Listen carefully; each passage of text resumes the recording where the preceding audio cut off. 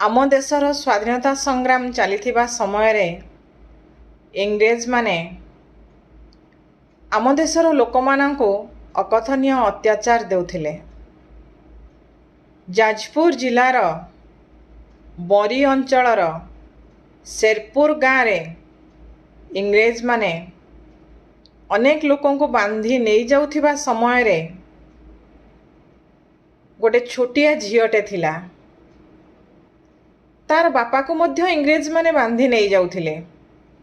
से झील किंतु बुझी सारी थिला जे ता बापा स्वाधीनता संग्राम रे जोग देइथिबारु आज इंग्रेज मानक द्वारा अत्याचारित हेउछन्ते।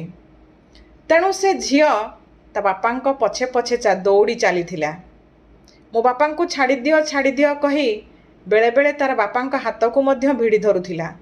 किंतु इंग्रेज माने नृशंस इंग्रेज माने से झील को धक्का मारी तले पकाई देउथिले।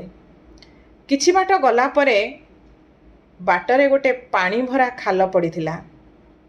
तार बापांको इंग्रेज माने धरी चली जाउथिला बेले से छोट झीलटी किंतु से पानी भरा खाल रे खसी पड़ी जीवन हरैथिला। समस्ते भाबुथिले बा ता बापा भाबुथिले झील बोधे पछे पछे आसुछि, किंतु झीर जीवन आउ नथिला। परे समस्ते तार शव को चिन्हट करी जानी पारिथिले जे से हेउछि अबला।